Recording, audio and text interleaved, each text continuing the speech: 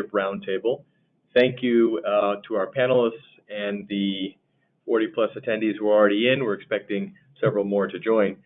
Today's topic is managing high-risk patient populations, and we have the privilege of welcoming two wonderful speakers to join us today to highlight how their organizations think about managing high-risk populations. We have participants now from all over the country, 50 different organizations that are joining us. The list of attendees now spans a couple of pages long. I remember when we did the first Leadership Roundtable, it was just a handful. So we appreciate the community and how it's grown and come together to collaborate in this way. So thank you to everyone for sharing their time this afternoon. I wanted to introduce our two speakers. So Janet Ivanek is from Landmark Health, and Hector Brent Hernandez from Illini Care Health, two organizations that are great partners in the care coordination community. We will introduce the speakers, explain why we chose this topic for today's conversation, and then move into a panel discussion and some Q&A. Just a quick housekeeping note for folks. We are recording this session, so we ask that everybody on the line mutes themselves, unmute when you'd like to speak. Dasha, our community engagement manager, will also be monitoring the chat box. In case anybody wants to post a question, you may do so there, and we'll do our best to pick it up. With that, I'll hand it over to Janet to introduce herself, and thank you all for joining us today. Hi, good afternoon. I'm Janet Ivanek. I'm Vice President of Clinical Outreach with Landmark Health. I've been with the company close to inception about 5 years ago, where we started in the Buffalo market. My experience, I am a nurse. I also, I was one of the rare nurses, and when I graduated from nursing school, there were no jobs, so I became a cardiac perfusionist. I also ran an open heart surgery program and a large OR as a director in Buffalo, and then actually went to the Blues, Blue Cross Blue Shield of Western New York, as director of case management and utilization management. Landmark came and presented their model, and when I saw, what they were proposing to take care of the chronic, frail, and elderly Medicare Advantage patients, I knew this is what we needed, because I kept seeing the trend and the revolving doors of the Medicare Advantage patients going in and out of the hospital. So I moved to Landmark Health, and it's just been a pleasure working with them and a privilege for me to work with them. Thank you so much for having me here today. Thank you, Janet. Hector, do you mind introducing yourself, please? No, absolutely. Good afternoon, everybody. My name is Hector Barrett. I'm the Director of Integrated Health, Home Behavioral Health, and Care Management at Illini Care. I came to Illini Care from the provider world. I used to work at an intensive outpatient program and did marketing as well for behavioral health hospitals. And part of the reason why I came to Illini Care, and I'm so excited to be here still, is I really, really love the mission of engaging the member and engaging the provider and doing the right thing for them. And one of the things that really, really caught my attention is that we're one of the few that had an integrated model in which both medical, social, and behavioral were all integrated. So it was really, really great learning from others and sharing, of course, what I've learned from being in the outpatient world. Thank you very much. Thank you, Janet and Hector. So before we head into our virtual panel, I just wanted to set the stage on why we chose this topic, which comes from our community and prior conversations that we've had with many of your organizations. As we all know, the top 5% of the population accounts for about half of U.S. healthcare spending. And that spans a couple different segments, those with one or more chronic conditions with the potential to improve, those with several severe chronic conditions that require a lot of continual care, as well as those that suffer some catastrophic event. Now, we'll focus on longitudinal management of the first two segments, but we just wanted to pause and reflect on why this is a really important part of this community's mission to make healthcare seamless for all members of the community and patients, but particularly those that have high-risk issues and ailments that that really requires a lot of extensive care coordination from multiple members of the community, and for where we personally feel like technology can help enable that to be much more seamless for the patient during those really challenging moments. So in preparation for the session, we had conversations with both Janet and Hector on their approaches, and we spoke with them individually, and what was interesting is that there were three themes that came up to be very closely aligned across both the way Janet described Landmark Health's management of high-risk populations and Hector's description for Illini Care Health, which is number one, about risk stratification, right? How they think about that, how they actually do that, how they use tools and data to do that. Second is patient engagement, actual member outreach and engagement. And then third is the types of community partnerships and how they're leveraging the entire continuum to take care of these really high-risk patients. So that was a very powerful theme for us, and so we wanted to dive into each of these themes with both Janet and Hector. So we'll start first with Janet, if you don't mind. Would love to hear how you define your high-risk patient populations, and what methodologies you use to think about and manage those cohorts. Sure. So we have, we obviously have claims data as we're partnered with health plans, and we risk stratify our patients by an A, B, C, D, and model. A being our sickest patients. These patients may have just been hospitalized, or we know they're going to be in the hospital in the near future. And basically, these patients, they may have to be seen at a very frequent cadence, once, twice a week, sometimes every day, to keep them out of the hospital. We have these patients are a little bit healthier, but from claims base, we're looking at them and we're saying, okay, maybe it's only every other week for these patients. Our C patients, maybe we don't have to see them as frequently. And so that when we go into the home, basically our providers will look, because, you can look at a patient from claims and say, they're a really, really sick patient. But once a provider lays eyes on them in the home, they're able to look at the patient and say, hey, they're better than we thought based on claims, or they're sicker than we thought. And our D patients are patients that they're actively working. They don't believe they're sick. They're healthy. Some of our patients are young and very active. So we want to make sure that we are, taught. They get very nervous that they have to have a provider coming into their home, because that may mean that they're, pretty sick. So we kind of tailor and customize our programs to them. So basically, it's an A, B, C, D structure based on claims, but our providers are the ones that finalize when they go into the home.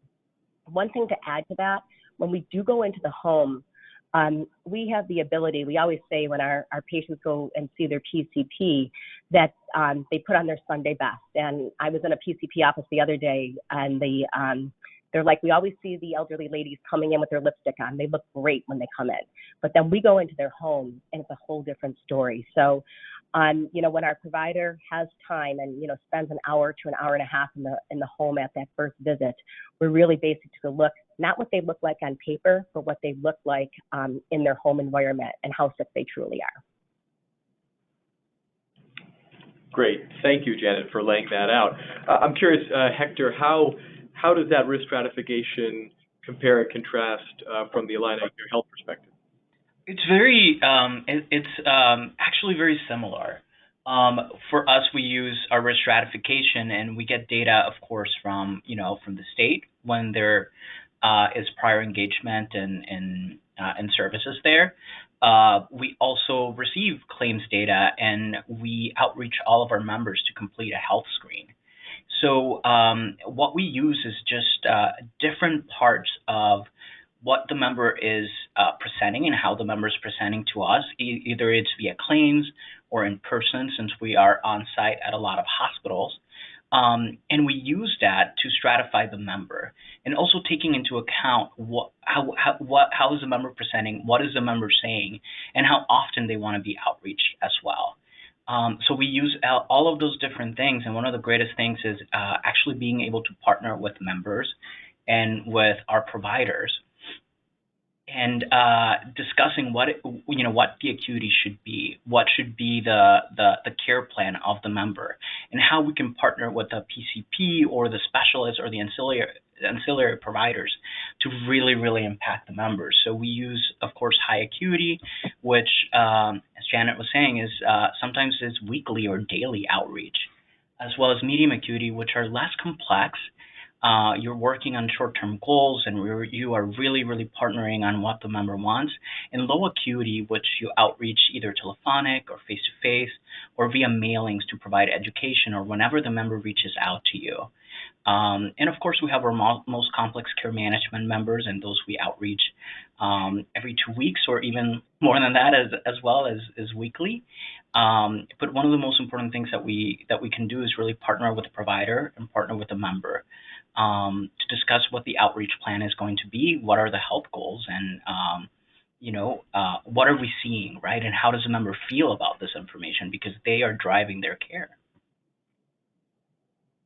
Got it. Helpful. So it seems like there's a consistent theme around some sort of acuity-based segmentation based largely on claims data and whatever other maybe more real-time information might be available to you, followed by some patient-facing screening with providers to just verify or adjust that, which seems quite consistent. And then you have a tailored intervention model or care plan depending on the acuity. I know that one of the questions that our audience is interested in understanding is, like, what is the effectiveness of some of those interventions based on the different acuity levels, and how do you measure that internally just to know that what we're doing for the A patients is actually working, or what we're doing for the low acuity patients is not more or less than what's needed? I'm curious, Janet, how you think about that. Yeah, so first and foremost, quality of life comes to mind. So, is it working? Is that patient staying in their home? And I'll give a real life example that we know it's working for our really sick patients.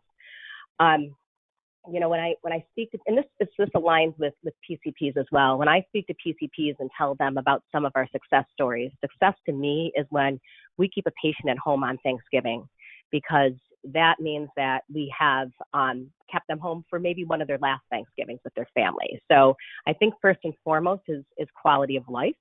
I mean, obviously you can track and look and say, is their hospital utilization going down? Do we have their advanced directives in order so that we know when they call us that, we send a provider out and they're not automatically going to the hospital? That means success too. So we're going to look at utilization, obviously, to make sure that they aren't going to the hospital. But first and foremost is quality of life. And as Hector had stated too, behavioral health is a huge portion of what we do. So it's not always treating, the medical needs. So we have patients that go into the hospital because they're lonely and they just want somebody to talk to. Maybe they've lost a spouse, maybe they have anxiety. So sometimes when we look at utilization, we see a decrease in utilization because we just treated that anxiety. So I think it's quality of life and utilization when we look at success. Got it. Helpful. Hector, any comments from you on how that might compare?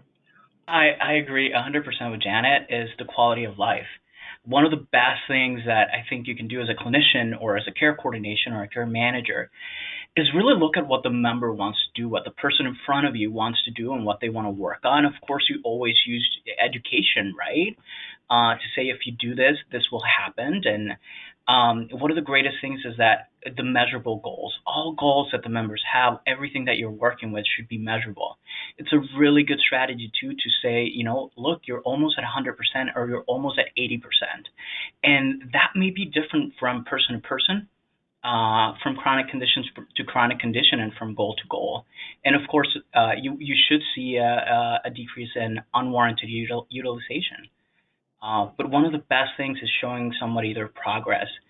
And also, when there's no progress, having conversations about what other interventions we can do, and making it very person-centered to the individual. Got it. One thing that you both touched upon is this notion that there's a fair bit of energy put into educating the member or the patient, making them aware of not just the programs that your organizations may offer, but what also is around them in the community, just to kind of counsel and guide them. I'd be curious to know from your perspective, Janet, just in terms of how you attempt to engage the members. What works well, what doesn't. Like, what are some of the lessons learned there, as that's kind of the second pillar of this focus. Yeah, definitely have learned our lessons in the 5 years we've been engaging patients. Patients are eligible for Landmark, but they are not engaged with us until our provider has seen them in the home and consents are signed. So there's a couple different levers of this. We have a call center where we outreach patients. We have local outreach teams in our markets that reach out to PCPs. They reach out to hospitals, to skilled nursing facilities. We reach out to community partners like elder care services to engage patients. It's pure education at first. So when we open up a market, we are reaching out to PCPs to let them know we are not replacing you. We are complementing your care. A lot of the elderly at this point are super loyal to their PCP, so we have to make sure that they know we are not replacing their PCP and working right alongside them. And having a PCP endorse us that we are, working with them is huge. A lot of times reaching out to families and talking to them about it. These patients are hard to find as well. We get our demographic information from the health plans. Patients may have moved. They may have went into assisted living. They may have went into long-term care. So tracking patients down. They also may be hard of hearing, or they're getting 10 calls a day in regards to Medicare plans. So, we get hung up on. So we do have many different levers to pull. We believe face-to-face engagement is great. When you see a patient, when we refer to as a D patient who didn't need us before because in their mind they're super healthy and they don't feel like they need us, but then maybe something puts them in the hospital. Now they're willing to sit and listen, or their family can be there and sit and listen to us too, so we can talk about what this program can offer to them. If they're in a skilled nursing facility as well, we are able to, sit there and talk to them about, what we can do in the home. So it's really face-to-face interaction. Our local teams are super effective because they can say, hey, we talked to Dr. Smith. He knows about our program. It's okay. You don't have to worry about that.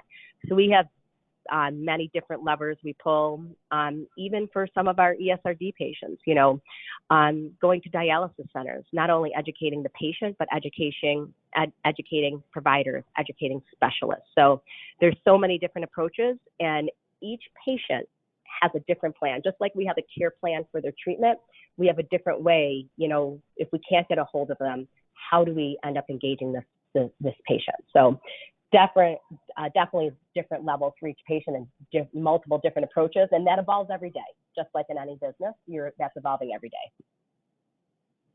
Got it. Okay. So an engagement plan based on the acuity of the patient segment, as well as an intervention or an actual clinical plan. That makes sense. Hector, anything to add there, just in terms of the member outreach and engagement?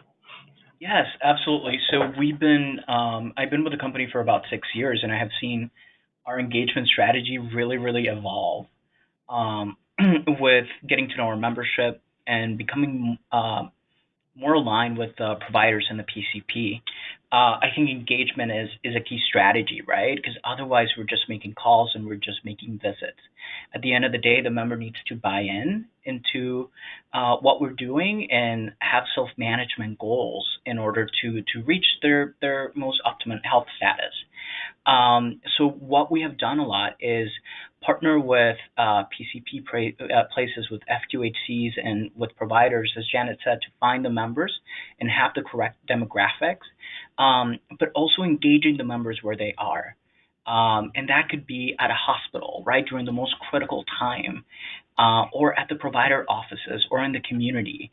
I think that we have done, what we've done is we've taken our lessons and realized that engagement is different for everybody. We have some members that they will only engage us at the time of crisis, and we need to work with that. We need to align with that, and we need to plan for that. As well as asking the member how do they want to engage based on their acuity and based on the resources that we have. Of course, a face-to-face model where you're outreaching to the members, there's constant contact it's really, really great. I think one of the biggest opportunities to engage the member is during the first, during the first 3 or 4 visits that you do or outreach, is solving for what the member needs is. We may be calling because we see a chronic condition that is leading to utilization, or we received a screen that indicated that this person needed outreach.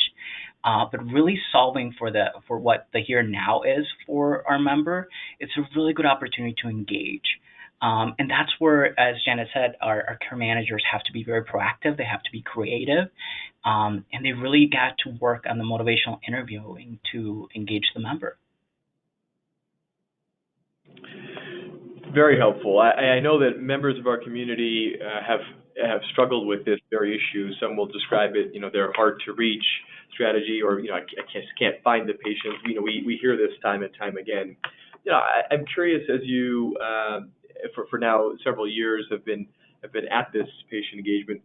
One of the questions submitted by the audience was around whether we're looking for the right population in the first place. And so there's an interplay between risk stratification to find those that are most in need and patient engagement, where you want to be helpful to as many members as possible.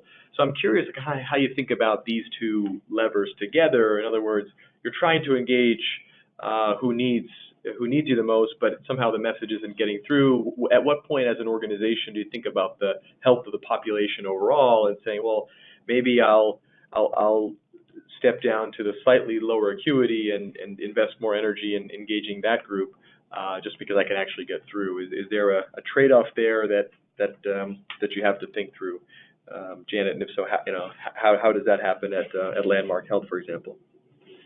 Yeah, and it's funny, I just had this conversation with one of our general managers the other day.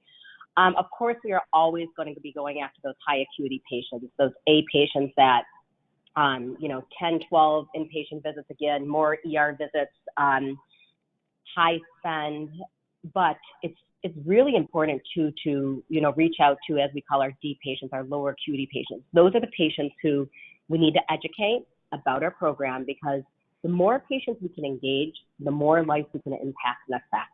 And even if you get a lower acuity patient engaged, there was something in their stratification that means that down the road they could have some kind of event. So starting that education process is much more impactful early, because you may need to reach out to them 8, 12 times before they say, hey, we really need this program, and figure out the way to do it. But there is a balance, because, those really high acuity patients, they're just as hard to engage as our low acuity patients. Though I had a patient that we talked to the other day that said, I go to my doctor every day. I don't need you. And so looking back, they're at an acute rehab again.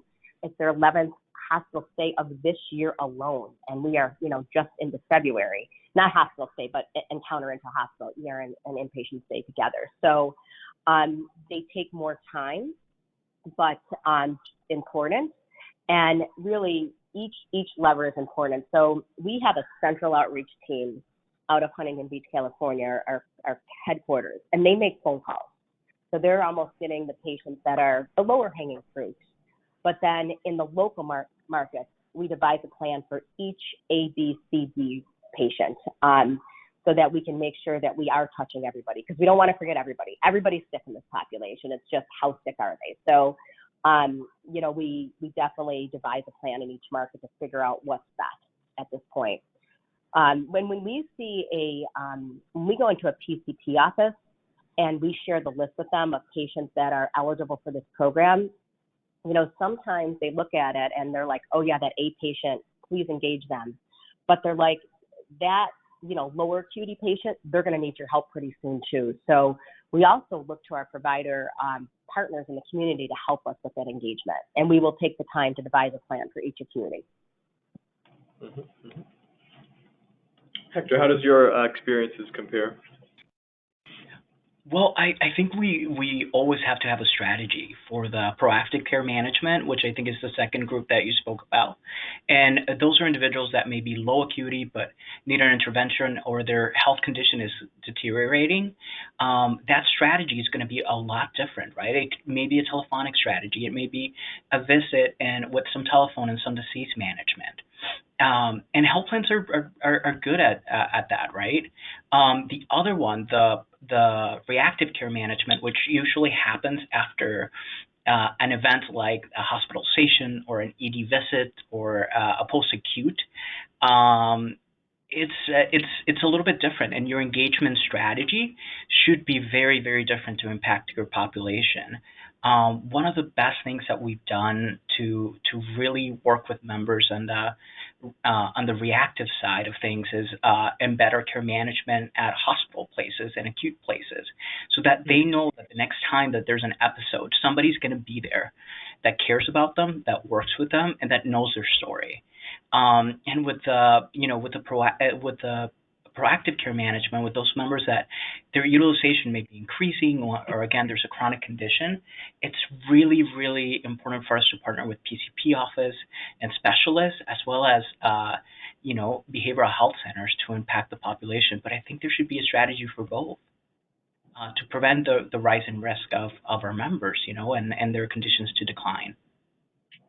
That's right. That's right. And so speaking of rising risks, there were a couple of questions submitted by the audience around, novel technologies that might help with that. And so we're kind of curious as to whether there is a silver bullet around predictive analytics or artificial intelligence or something like that could help identify that rising risk population that you're both speaking of, or is the current approach that both of your organizations had feel like it's the most effective?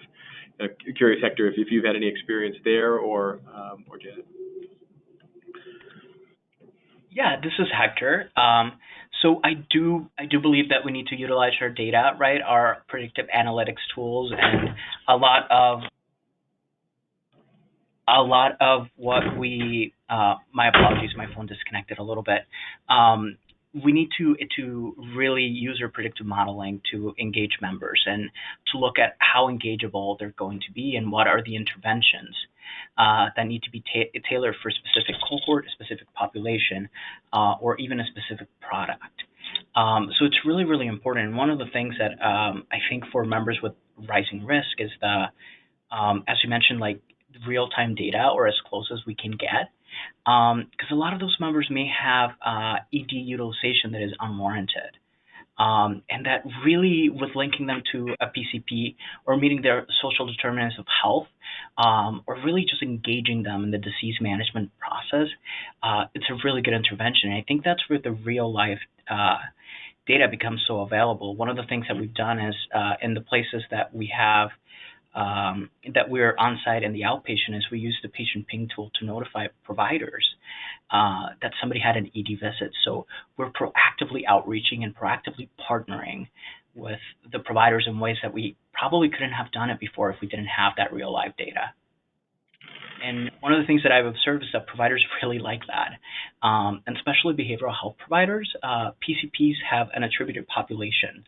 With behavioral health, there's no attribution sometimes. Members may just be engaged with them for a time, but it's not the same PCP attribution that has been going on for years. So bringing that data to a behavioral health provider that really, really cares about their members, about their patients, really knows the population as part of the community is something so powerful.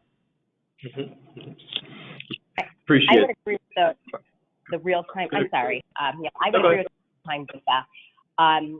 Calling a patient right after they get out of the ER is a super effective way of engagement. They were just in the ER. They sat there for hours, most likely. They were discharged home. So to have that data, and it's more, it offers more validity too when you're talking to a patient as well. Hey, we saw you were just in so-and-so's ER.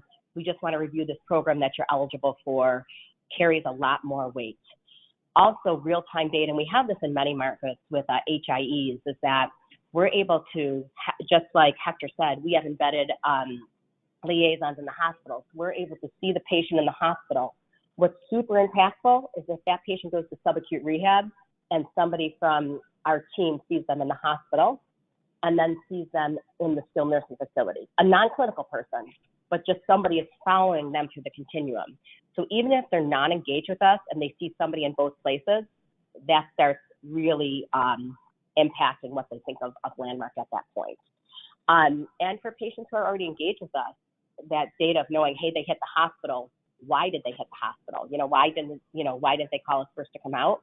But if they did it to hospital for a reason, we saw them there, we saw them in subacute rehab, and then we saw them back into the home as well. So I think the real-time data has been, in fact, one of the most effective engagement tools that we have to know where our patients are and to go talk to them face-to-face. The other thing that allows us to do is talk to their families so that maybe their daughter didn't know that they were eligible for this program.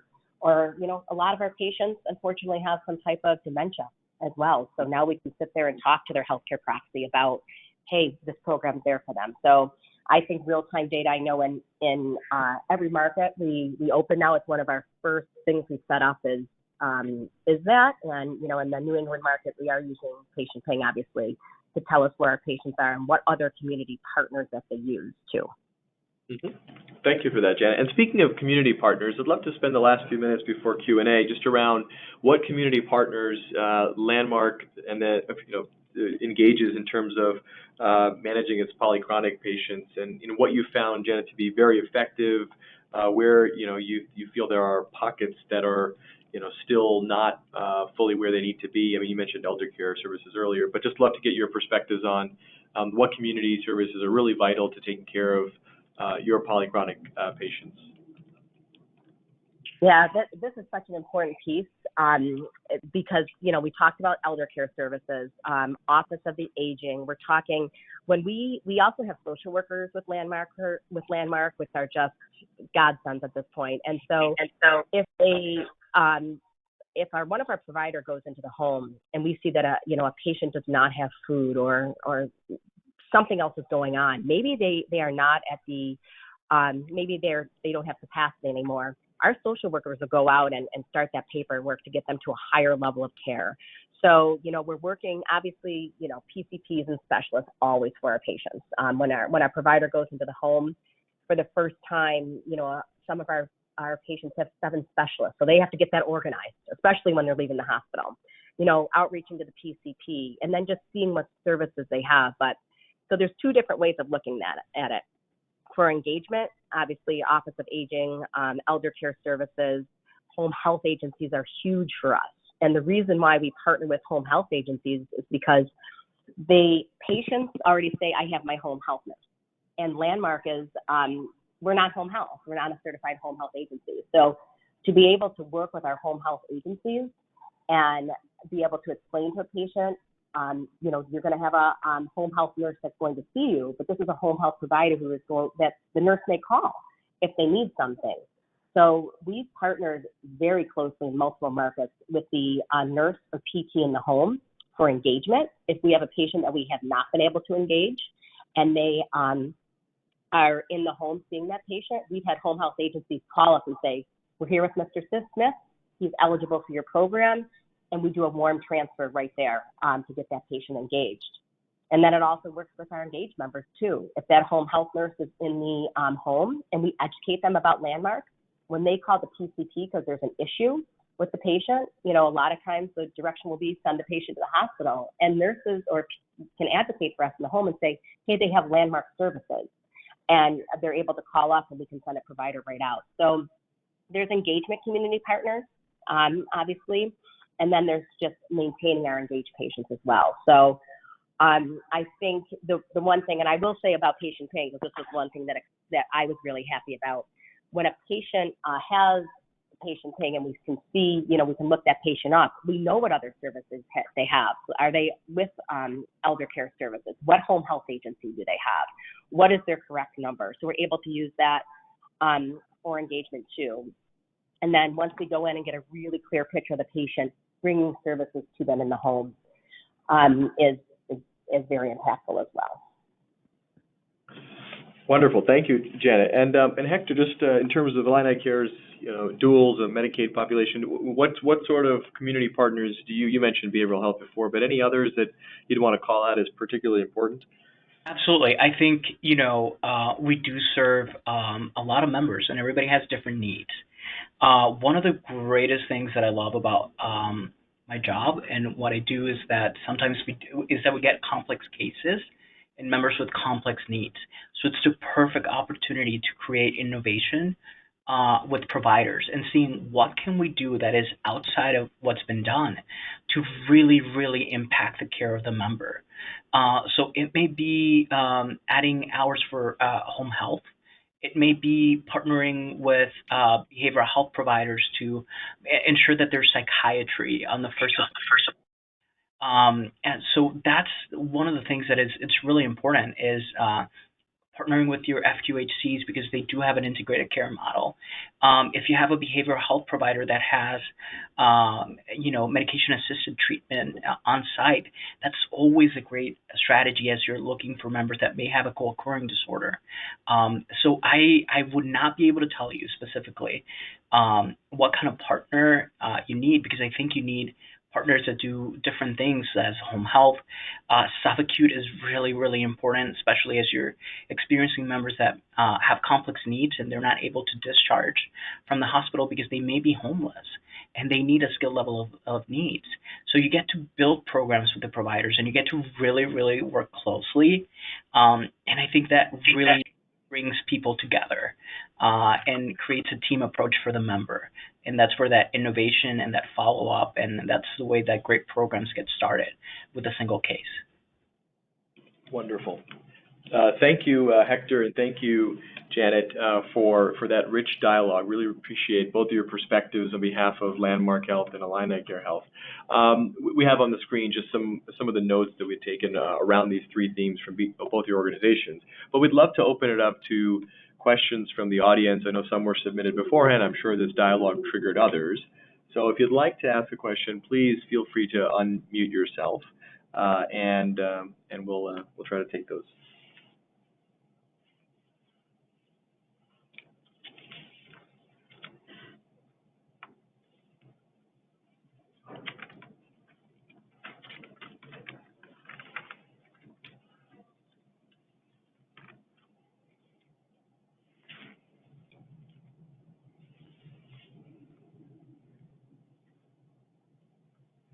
And one other note while folks are formulating their questions, we would love to, in the interest of sharing ideas and practices with each other, at least distribute the list of attendees from today's webinar conversation. If you are not comfortable with your name only being shared, please do let Dasha know, and we can remove you from the list. But otherwise, if folks would be interested in connecting offline, we would certainly welcome that. That has happened several times in between these leadership roundtables where folks will dig into specific topics with one another across the country, and we certainly want to enable that where possible.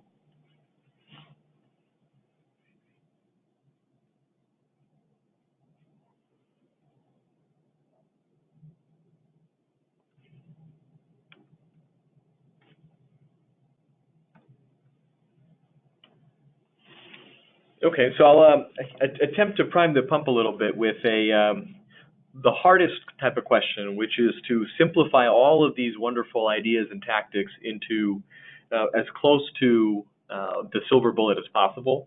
So I'll ask you this question first, Janet, which is, of all of these different strategies that Landmark Health is now employed, is there one that just rises above the rest in terms of driving quality and favorable outcomes, which I think in your world you mentioned, utilization and quality of life? Yeah, I definitely think when I think of two things we really do well, I have to say two because I think that there's two things that affect this. So having patients call us when they have a need is huge. Maybe they used to go to the hospital all the time or the ER just for a bloody nose. So having us go to the home and treat their CHFs, treat their COPD in the home keeping them out of the hospital. Our worst fear is when our patients, because they have six or more chronic conditions, when they hit the ER, they most likely are getting admitted. It's about 80% roughly that would get admitted to the hospital from there. And then once they're in the hospital for so long, then they end up going to subacute rehab due to deconditioning. So first is having them call us first so we can send a provider out and treat them in the home. The second thing is a post-discharge visit. Our providers are seeing those patients in the home shortly after they are discharged from the hospital. The scariest thing is when a patient gets home and they have their medications have been changed in the hospital, in the subacute rehab, and now they are going home. So I think that is a huge portion of med reconciliation when we get into the house, and having them not try to use their old pills, cutting them in half because they don't want to go to the store, making sure that we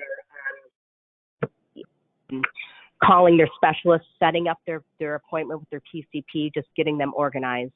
I think that helps with really keeping them out of the hospital. And then if for some reason we have to, maybe some different life event brought them to the hospital, having another conversation about advanced directives. Let's say if somebody had a stroke or something. So that post-discharge visit is really impactful for keeping that patient back out of the hospital. Got it. Helpful. Thank you for sharing that, Janet. There was another question a question that just came in, which is from our skilled nursing facility community members, and this is a terrific question, which is they're asking, hey, what can we do in the skilled setting to help both Landmark and Illini Care better manage these high-risk patients? I think definitely care coordination and a really good discharge plan that we're part of. So making sure that your social workers know about Landmark so that, they can work with our liaisons to get that patient engaged. If they're already engaged, making sure we share a really good discharge plan is huge for us. We partner with subacute rehab very well. One other way where we really partner is if a patient's in the home and they are not doing well, we don't always send them right back to the hospital. We do partner with subacute rehab to do a direct from home to subacute rehab diversion. So that's huge for us.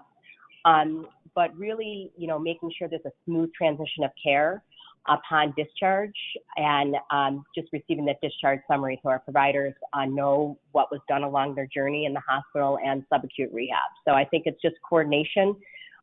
We usually touch base a couple times a week when we know a patient is in a subacute rehab, either with face-to-face going in there or making phone calls to get an appropriate discharge date so that we know when we need to get into the home once that patient is discharged. Got it. Hector, anything to add on that skilled question? Yes, absolutely. I think one of the things that it's really important is the collaboration that happens, right? As a member experiences a transition of care from acute to subacute to the community, participating in that discussion and collaborating, either via face-to-face, as we may see the member after they leave the subacute place, and we want to make sure that we continue working on whatever it was, the treatment and the care plan of the member while the member was acute. And also something that we've done, and we could not have done it without skilled nursing facilities, is pondering on complex discharges, thinking outside of the box in ways that we can really, really help our members.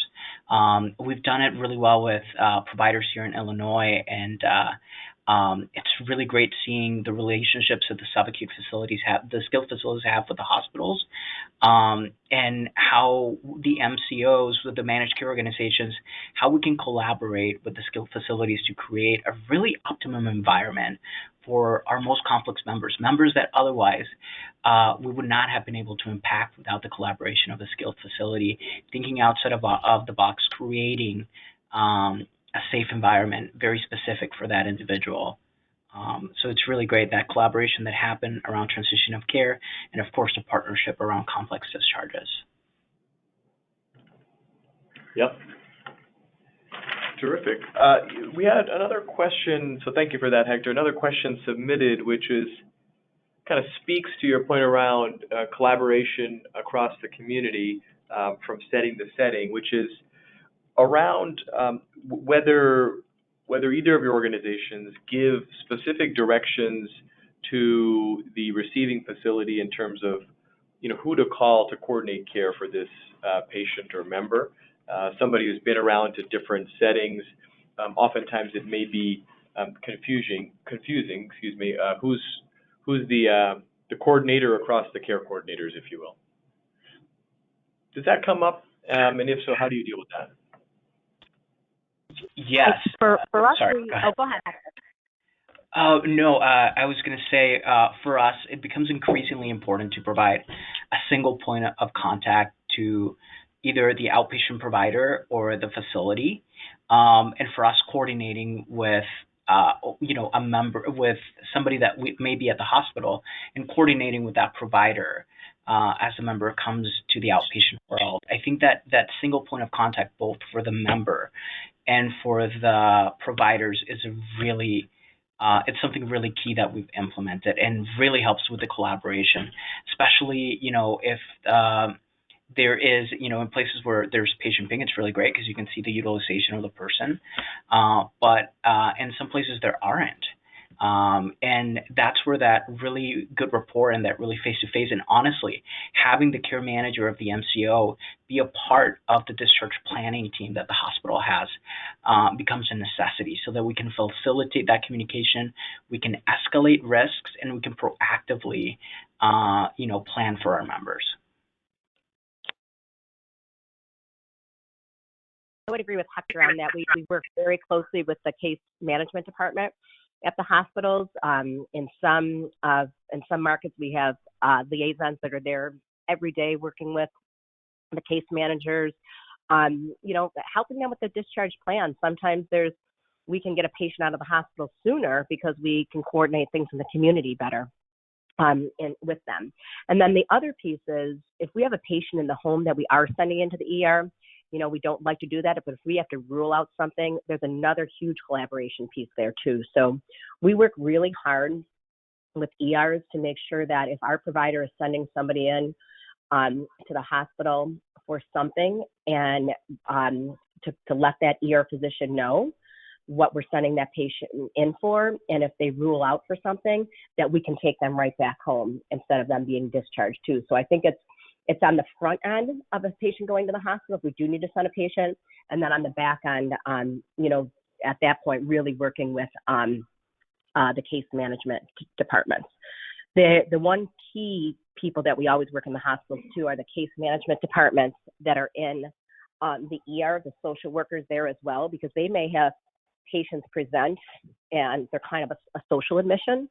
So for them, to be able to know which patients are landmark and to give us a call, we can actually help them get that patient back home to a safe environment, as opposed to that patient just sitting there. So I think it's really, making sure that the ER knows about this, as well as the case management discharge team. But I agree with that one point of contact is huge. Absolutely. I really like what you said. And I think the more intentional we are with our communication with our providers, and making sure that it's meaningful, it's such a key point. So I appreciate that collaboration that you brought up, Janet. It's really great.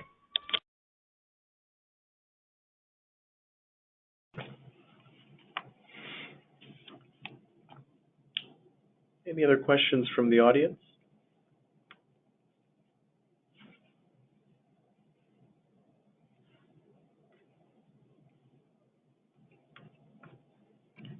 Is there, maybe my closing question for Janet, you and Hector, is anything that you two feel would significantly improve your organization's ability to deliver on its mission of taking care of complex patients and high-risk patients? Anything that's missing, either from data, tools, access, really anything at all? If you could wave your magic wand, what might that be?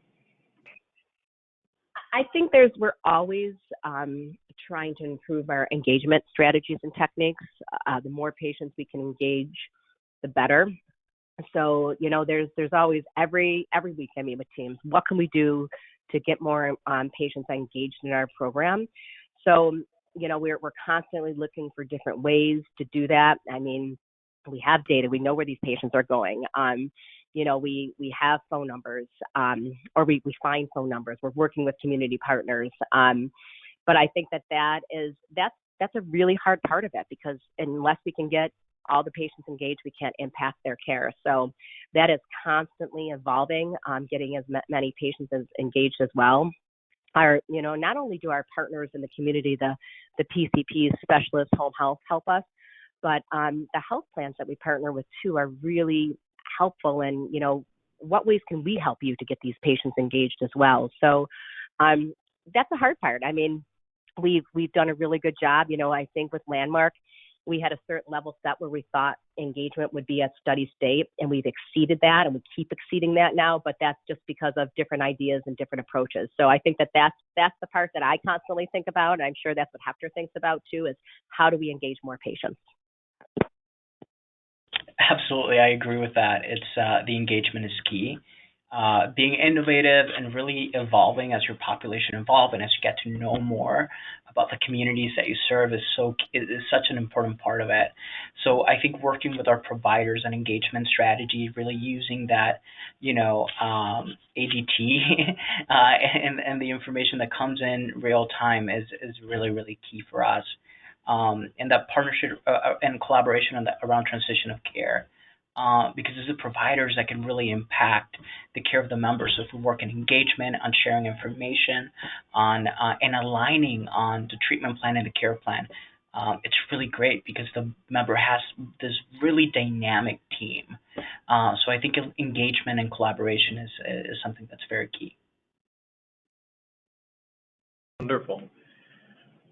Well, thank you both, Janet and Hector, for graciously sharing your experiences and perspectives on how to manage high-risk populations. I think we all learned a lot through the dialogue in terms of these three themes of risk stratification, patient engagement, and types of community partnerships that you're engaging respectively to manage polychronic patients as well as these Medicaid and duals. Several of these themes around the importance of real-time data, a rigorous segmentation around acuity, followed by clinical assessments to confirm and make sure that, and adjust risk accordingly. This multi-pronged patient engagement and outreach strategy that varies by acuity, that embraces both the hard to reach, but also don't forget about your lower acuity rising risk population.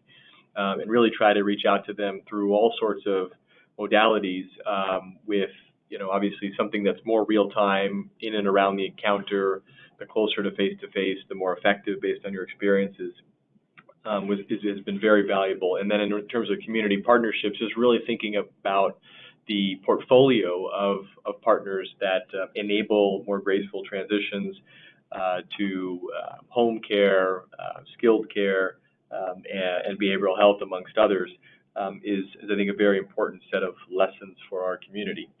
So we thank you with that. We will, as I mentioned, send out information around our upcoming roundtables, and we encourage you all to connect with each other offline as well to continue the dialogue. So with that, I'll hand it over to Dasha for just any wrap-up that we might have. Thanks, everyone. Really appreciate you taking the hour. We know you're incredibly busy, so we definitely appreciate you taking the time to listen in, and a special thank you to Hector and Janet for sharing your insights, as Neil mentioned.